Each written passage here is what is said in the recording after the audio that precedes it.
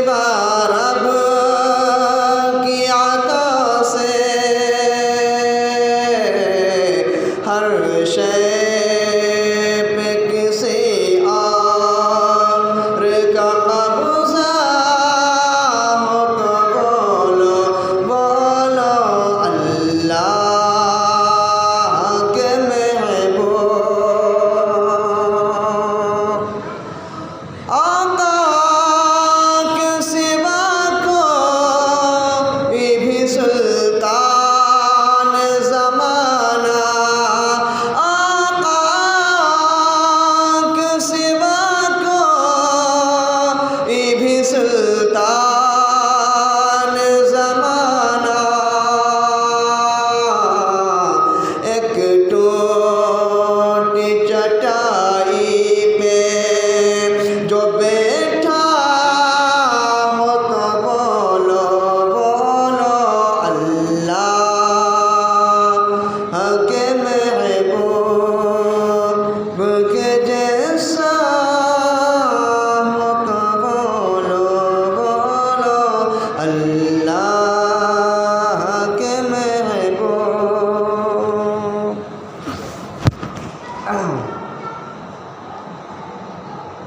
اللہ اپنے مقدس کلام میں ارشاد فرماتا ہے وَمَا لَكُم مِّن دُونِ اللَّهِ مِن وَلِيٍّ وَلَا نَصِيرٍ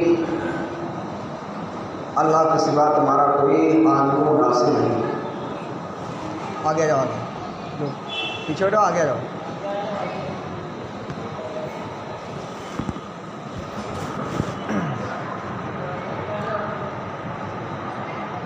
اللہ کے سوا تمہارا کوئی حامی و ناصر نہیں کہ اللہ تعالیٰ ہم کو اپنے مقدس کلام سے یہ بتا رہا ہے کہ اللہ کے سوا تمہارا کوئی حامی و ناصر نہیں، تمہارا کوئی مددگار نہیں۔ مگر اعلیٰ حضرت نے جو اشعار پڑھے ہیں اس کے بعد اس کے بارے میں بتاؤں گا۔ اعلیٰ حضرت فرماتے ہیں واہ کیا مرتبہ ہے غوث ہے والا تیرا، واہ کیا مرتبہ ہے غوث ہے والا تیرا، اونچے اونچوں کے سروں سے قدم اعلیٰ تیرا۔ کہنی مچل کے سبحان اللہ۔ واہ کیا مرتبہ ہے غوث ہے والا تیرا، اونچے اونچوں کے سروں سے ہے قدم اعلیٰ تیرا۔ یعنی اعلیٰ حضرت نے فرمایا اے میرے غوث پاک، اے غوث اعظم، اللہ تعالیٰ نے آپ کو بلندوں والا بنایا ہے، آپ کا مرتبہ بلند فرمایا ہے،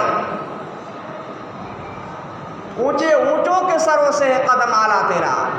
یعنی اللہ کے جو اللہ کے ولی ہیں، اللہ کے اولیاء کرام ہیں، ان کے قدم، آپ کا قدم جو ہے ان کے سر سے بھی اوپر ہے۔ کہ اللہ تعالیٰ نے آپ کو بلند مرتبے سے آپ کو نوازا ہے۔ اور اعلیٰ حضرت فرماتے ہیں سر بھلا کیا کوئی جانے کو ہے کیسا تیرا، سر بھلا کیا کوئی جانے کو ہے کیسا تیرا، اولیاء ملتے ہیں آنکھیں وہ ہے طلبہ تیرا۔ یہ سر، یہ آپ کیا جان سکے غوث اعظم کا مرتبہ، یہ دنیا والے کیا جان سکے حضور غوث اعظم کا مرتبہ۔ اولیاء ملتے ہیں آنکھیں وہ ہے طلبہ تیرا۔ ان جو اولیاء کرام ہیں وہ حضور غوث اعظم کے طلبوں سے اپنی آنکھوں کو مس کرتے نظر آتے ہیں۔ یہ حضور غوث اعظم کی شان ہے۔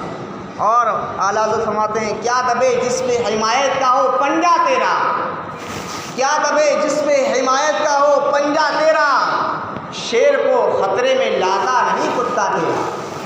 یعنی کتنا ہی بڑا سرما کیوں نہ ہو جائے میدان میں آ جاتا ہے جب۔ حضور غوث اعظم کے در کا کتا اور شیروں سے زیادہ طاقتور ہوتا ہے، کیونکہ آپ شیر کی طاقت کو جانتے ہیں کہ شیر کی طاقت کیا ہوتی ہے۔ مگر حضور غوث اعظم کا در کا کتا وہ کتا ہے کہ شیر کو موقع نہیں دیتا ہے، بلکہ اس کے حملہ کرنے سے پہلے حضور غوث اعظم کے در کا کتا اس کے حملہ کر دیتا ہے اور اس کو چیر پھاڑ دیتا ہے اس کو۔ یہ حضور غوث اعظم کے در کے کتے کی نسبت ہے۔ کہ حضور غوث اعظم کا ہاتھ جس پر ہو جائے، جس کی طرفداری حضور غوث اعظم کی طرف ہو جائے اور جس کی پشت پر حضور غوث اعظم کا ہاتھ رکھ جائے، وہ کسی شیر سے نہیں گھبراتا ہے، چاہے شیر تو شیر رہا، چاہے ببر شیر آ جائے، تب بھی نہیں وہ انسان گھبراتا ہے۔ آپ نے دیکھا ہوگا کہ میدان کے اندر جب کشتی ہوتی ہے تو ایک طرف کیا ہے، بہت بڑا پہلوان ہوتا ہے، ایک طرف کمزور انسان ہوتا ہے، مگر وہ کمزور کو کمزور مت سمجھو، آپ اس کو سمجھ رہے ہیں کہ ایک بہت بڑا طاقتور انسان ہے، لمبا چوڑا انسان ہے، یہ پہلوان انسان ہے، اس کے مقابل میں آپ ایک چھوٹا سا انسان ہے، کمزور اس کو سمجھ رہے ہیں، بلکہ وہ کمزور نہیں ہے، بلکہ وہ حضور غوث اعظم کا غلام ہے۔ حضور غوث اعظم کا غلام ایسا غلام ہوتا ہے، میں آپ کو بتاؤں، جب میدان میں پہنچتا ہے حضور غوث اعظم کی طرفداری کا ہاتھ اس کے پشت پر ہو جاتا ہے تو چاہے شیر تو شیر رہا، چاہے ببر شیر آ جائے، تب بھی وہ اس کو پہچان نہیں سکتا ہے، تب بھی نہیں پہچان سکتا ہے۔ مگر آج کیا کہتے ہیں کہ مدد مانگنا، میں نے کیا کہا، واہ کیا مرتبہ اے غوث ہے والا تیرا، یعنی اس مصرے کے اندر غوث کا ذکر آیا ہے، اور اعلیٰ حضرت نے جو کلام لکھا ہے وہ حضور غوث اعظم کی شان میں لکھا ہے۔ یہ مہینہ چل رہا ہے، حضور غوث اعظم کا مہینہ چل رہا ہے، اور ہم سب 11ویں مناتے ہیں، یہ پورے مہینے میں آپ 11ویں مناتے ہیں، اور اس میں لفظ آیا غوث، غوث کے معنی آتے ہیں مددگار، یعنی کسی سے مدد طلب کرنا۔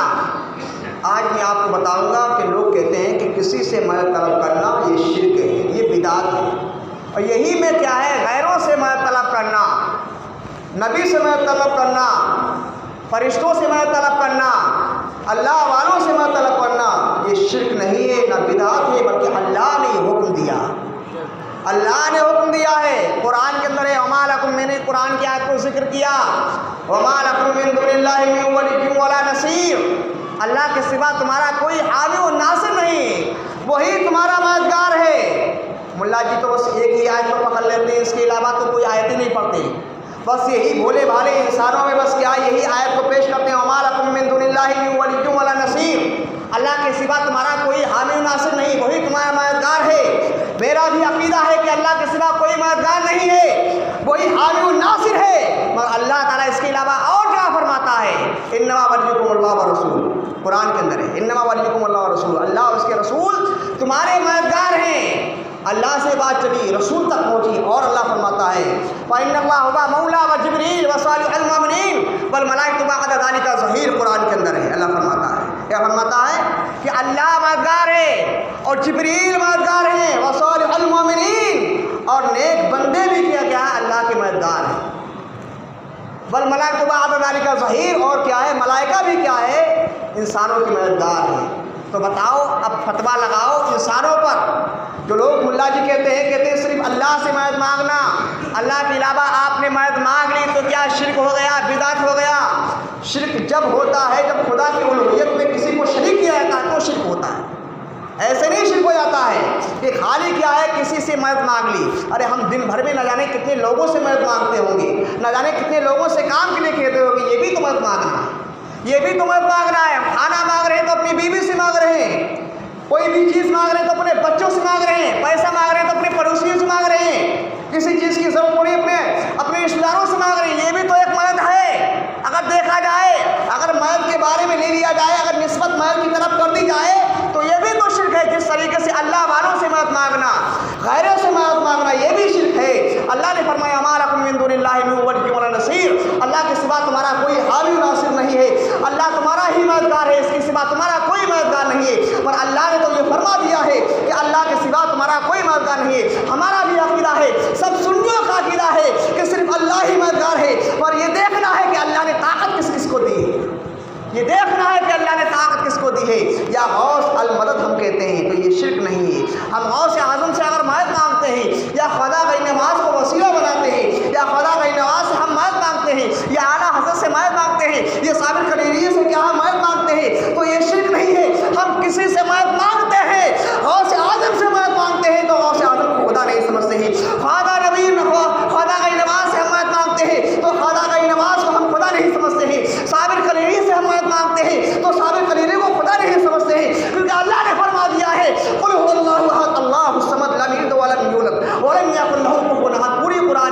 کی صورت ہے. ہم اسی آیت کے مطابق، اسی صورت کے مطابق، اور اس پر کیا ہے ہم سب کا عقیدہ ہے، ہم سب کا ایمان ہے. وہی کیا ہے اکیلا ہے، اس کے سوا کوئی میرا معبود حقیقی نہیں ہے. وہی عزت دینے والا ہے، وہی ذلت دینے والا ہے، وہی سب کا مددگار ہے. آج ہم غوث اعظم کو پکارتے کہتے ہیں یا غوث المدد کہہ دیتے ہیں، تو ملا جی کو بہت چڑن ہوتی ہے، کہتے ہیں یا غوث المدد کہنا. اب غوث کے معنی میں آپ کو بتاؤں، فریاد رس یعنی مدد طلب کرنا اس کا معنی ہے. اس کا معنی مدد طلب کرنا. اگر ہم نے غوث اعظم کو اگر وسیلہ بنا لیا، اس سے مدد طلب کر لی، تو ہم نے شرک کر دیا معاذ اللہ. ارے ہم غوث اعظم سے مدد طلب کرتے ہیں، اللہ نے یہ حکم دیا ہم کو مدد طلب کرنے کا. بھائی انما ولیکم اللہ ورسولہ فإن اللہ هو مولا وجبریل وصالح المؤمنین قرآن کے اندر ہے. اس کے علاوہ جو آیت میں نے پہلے بیان کی تھی، اس کے علاوہ یہ 2 آیتیں ہیں. اس کے علاوہ بہت ساری اور بھی آیتیں ہیں جس میں مدد مانگنا کوئی شرک نہیں ہے، بلکہ باعث برکت ہے مدد مانگنا. یہ دیکھو طاقت دینے والا کون ہے؟ یہ طاقت تو صرف اللہ ہی تعالیٰ نے دی ہے. حضور غوث اعظم کو جو طاقت دی ہے وہ اللہ تعالیٰ نے دی ہے. حضور خدا غیر نواز کو جو طاقت دی ہے وہ اللہ تعالیٰ نے طاقت دی ہے.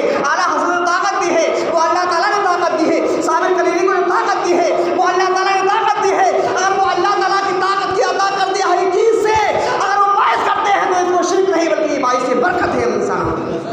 باعث برکت ہے، بلکہ یہ شرک نہیں ہے. اور جو شرک کہتے ہیں، جو بدعت کہتے ہیں، انہوں نے ان آیتوں کو پڑھا ہی نہیں، ان لوگوں نے حدیث کو سمجھا ہی نہیں، قرآن کو سمجھا نہیں ہے، بلکہ ایک آیت کو پڑھ لیا ہے. بھولے بھالے انسانوں کو گمراہ کرتے ہیں، کہتے ہیں اللہ والوں سے مدد طلب کرنا یہ شرک ہے. یہ بدعت میں صرف ایک آیت کو پیش کریں گے، وما لکم من دون اللہ من ولی ولا نصیر. کہتے ہیں دیکھ لو قرآن کے اندر ہے. ارے میں تم قرآن کے اندر دکھا رہے ہو، میں بھی قرآن کے اندر دکھا رہا ہوں. انما ولیکم اللہ وإن اللہ هو مولا وجبریل. میں بھی قرآن کے اندر بتا رہا ہوں کہ اللہ تعالیٰ حکم دے رہا ہے کہ اللہ والوں سے مدد طلب کرنا، فرشتوں سے مدد طلب کرنا، مومنین سے کیا مدد طلب کرنا. یہ شرک نہیں ہے، یہ بدعت نہیں ہے، بلکہ انسانوں کے لیے باعث برکت کا کام ہے.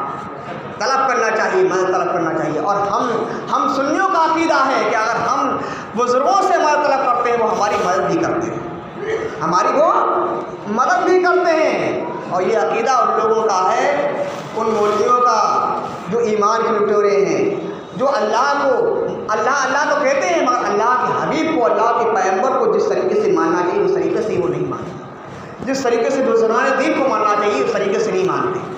خواجہ غوث نواز کو جس طریقے سے ماننا چاہیے اس طریقے سے نہیں مانتے. مگر یہ سنیوں کا عقیدہ ہے کہ اللہ تعالیٰ نے جو طاقت عطا کی ہے اپنے نیک بندوں کو، اسی عطا کردہ طاقت سے کیا اللہ تعالیٰ کے بندے کیا ہے اپنے غلاموں کی مدد کرتے ہیں، اپنے غلاموں کی مدد طلب کرتے ہیں. اب کوئی کہے کہ اللہ تعالیٰ مدد کرنے پر قادر ہے معاذ اللہ، اور کیا ہے بندے بھی کیا ہے مدد کرنے پر قادر ہیں، تو اللہ تعالیٰ نے اپنے بندوں کی طاقت عطا فرمائی. اللہ تعالیٰ نے اپنے بندوں کی طاقت عطا فرمائی ہے. وہ چاہیں تو ان کی مدد کر سکتے ہیں، اور مدد انہیں کی کرتے ہیں جو ان کے غلام ہوا کرتے ہیں، جو ان سے محبت کیا کرتے ہیں، انہیں کی وہ مدد کیا کرتے ہیں. اور ہم سنیوں کا عقیدہ ہے غوث اعظم ہمارے سینوں کے اندر ہے، ہماری دھڑکنوں کے اندر ہے، وہ ہماری مدد کرتے ہیں.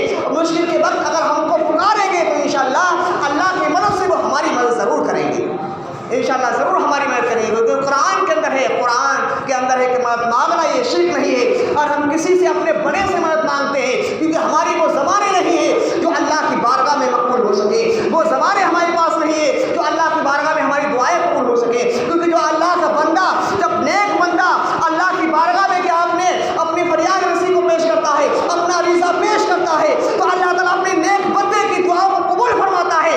اسی کے صدقے سے کیا ہماری دعا قبول ہو جاتی ہے، اسی کے صدقے سے ہماری دعا قبول ہوتی ہے. تو ہم کیا ہے نیک بندوں کو وسیلہ بناتے ہیں، ان سے مدد مانگتے ہیں. ہم ان سے مدد مانگتے ہیں مگر ان کو خدا سمجھ کر نہیں. ہم کو یہ پتہ ہے قل هو اللہ احد اللہ الصمد، اللہ بے نیاز ہے، اللہ ایک ہے، اس کے سوا کوئی معبود نہیں. وہی سب کو طاقت دینے والا ہے، اور اسی نے سب کو طاقت دی، اسی سے ہم مدد مانگتے ہیں. وہ بات الگ ہے جس کے ذریعے سے اللہ تعالیٰ ہماری مدد پہنچا رہا ہے، ہم تک مدد پہنچا رہا ہے. یہ مہینہ 12ویں کا مہینہ ہے جو حضور غوث اعظم کا مہینہ ہے، بہت ہی برکت والا اور بہت ہی عظمت والا مہینہ ہے. حضور غوث اعظم کا ایک مرید اب میں آپ کو مدد کے بارے میں بتاؤں گا کہ حضور غوث اعظم کی بارگاہ میں کیسے حضور غوث اعظم کی بارگاہ کا مرید پہنچتا ہے. ایک مرید تھا حضور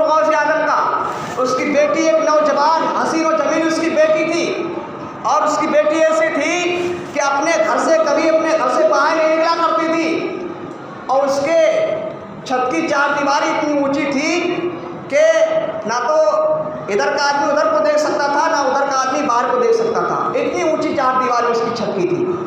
حضور غوث اعظم کا مرید ہے اور بے پناہ حضور غوث اعظم سے محبت کرتا ہے، حضور غوث اعظم سے محبت کرتا ہے۔ ایک دن کیا ہوتا ہے، شام کے ٹائم، مغرب سے پہلے عصر کے بعد، گرمی کا موسم تھا، ٹھنڈا ٹھنڈا موسم، شام کے ٹائم اس کی بیٹی، مرید کی بیٹی، حضور غوث اعظم کی مرید کی بیٹی شام کے ٹائم اپنی چھت پر چڑھ کے جاتی ہے۔ اب ٹھنڈا موسم ہے، ہر کوئی اپنی چھت پہ جاتا ہے، ٹہلتا ہے، تو مرید کی بیٹی ایک حسین و جمیل بیٹی تھی، کسی نے اس کا چہرہ نہیں دیکھا تھا، اتنی شریعت کی پابند تھی، مگر چھت پہ چڑھتی تو اس کے سر پہ دوپٹہ نہیں ہے، ایک شرکس جنات گزرتا ہے اور اس کی بیٹی کو اٹھا لیتا ہے اور اپنے جا کر ٹھکانے پہ لے جا کر اس کو رکھتا ہے۔ شرکس جنات اس کی بیٹی کو اٹھا لے گیا۔ اب مرید پریشان، حضور غوث اعظم کا مرید پریشان، اب سوچ رہا کہ عزت کی بات ہے، اگر میں کسی سے کہوں گا تو ہماری عزت خاک میں مل جائے گی، کیونکہ ہماری عزت، ہماری بیٹی کہیں کسی گھر میں نہیں جاتی ہے، نہ کہیں رشتہ داروں میں جاتی ہے، نہ کہیں پڑوسیوں میں جاتی ہے، نہ کہیں دوست احباب، کہیں بھی نہیں جاتی ہماری بیٹی۔ آج میری بیٹی لاپتہ کیسے ہو گئی ہے؟ اب حضور غوث اعظم کا مرید پریشان ہے، اپنے گھر والوں سے یہ بات، گھر والے جانتے ہیں، گھر والوں سے کہتا ہے یہ بات راز کی ہے، راز کی بات گھر ہی کے اندر رہنا چاہیے، باہر نہیں جانا چاہیے۔ اپنے پڑوسی میں جاتا ہے، حضور غوث اعظم کا مرید اپنے پڑوسی میں جاتا ہے، اپنی بیٹی کو تلاش کر کے آتا ہے، مگر اپنی بیٹی کو نہ پاتا ہے۔ اب سوچ رہا کہاں اپنی بیٹی کو تلاش کروں، جاتا ہے چپکے سے جاتا ہے، رشتہ داروں میں جاتا ہے، دوستوں احباب میں جاتا ہے، عزیز و اقارب میں جاتا ہے، اپنی بیٹی کو چپکے چپکے کیا تلاش کرتا ہے، مگر اس کی بیٹی نہ ملتی ہے۔ اب کہاں پہنچتا ہے؟ حضور غوث اعظم کی بارگاہ میں پہنچ رہا ہے، مدد طلب کرنے کے لیے حضور غوث اعظم کی بارگاہ میں پہنچ رہا ہے۔ حضور غوث اعظم کی بارگاہ میں عرض کرا، حضور آج میری بیٹی لاپتہ ہو گئی ہے، کئی دن ہو گئے میری بیٹی لاپتہ ہے۔ حضور غوث اعظم نے فرمایا، اے میرے مرید پریشان مت ہو، اپنے آنکھوں سے آنسو کو پوچھ لے۔ حضور غوث اعظم مسکرائے، اے میرے مرید میں جانتا ہوں تو پریشان ہے، تیری بیٹی کئی دن سے لاپتہ ہو گئی ہے، تو نے اپنی بیٹی کو تلاش میں کر لیا ہے، مجھے معلوم ہے، جا فلاں جنگل میں چلا جا اور وہاں سے ایک راستہ نکلا ہوا ہے، وہاں بسم اللہ علی نیت بالقاتل پڑھ کر جو ہے حصار کھینچ کر اس کے اندر بیٹھ جانا، جتنے بھی کیا ہے وہاں پر جنات کے لشکر گزریں گے، چاروں طرف سے آئیں گے، کہیں کوئی شیر کی شکل میں آئے گا، کہیں چیتے کی شکل میں آئے گا، کہیں بھیڑیے کی شکل میں آئیں گے، سب ٹکرا کے چلے جائیں گے، سب سے لاسٹ میں آخر میں ایک جنات کا لشکر گزرے گا، اس میں جنات کا سردار ہوگا، جب وہ پوچھے تو اس سے کہہ دینا کہ حضور مجھے غوث اعظم نے بھیجا ہے، حضور غوث اعظم نے بھیجا ہے، اس سے یہ کہہ دینا بات۔ دیکھیے حضور غوث اعظم کا مرید بیٹھا ہوا ہے، جنگل میں جاتا ہے اور راستے پہ پڑھ کر کیا ہے، راستے میں بسم اللہ علی نیت بالقاتل پڑھ کر چار حصار کھینچ کر اس کے بیچ میں بیٹھ جاتا ہے۔ بیٹھ جانے کے بعد چاروں طرف سے کیا ہے، کہیں شیر کی شکل میں، کہیں سانپ کی شکل میں، کہیں بھیڑی کی شکل میں جنات آتے ہیں، ٹکرا کر چلے جاتے ہیں، آخر میں سب سے لاسٹ میں ایک جنات کا لشکر آتا ہے اور کہتا کہ ایک اللہ کا بندہ بیٹھا ہوا ہے، ہمارے راستے کو اس نے گھیر رکھا ہے، تو جنات کا سردار کہتا ہے جاؤ اس کو اکھاڑ کر پھینک دو، جا کر جاؤ اس کو یہاں سے راستے سے ہٹا دو۔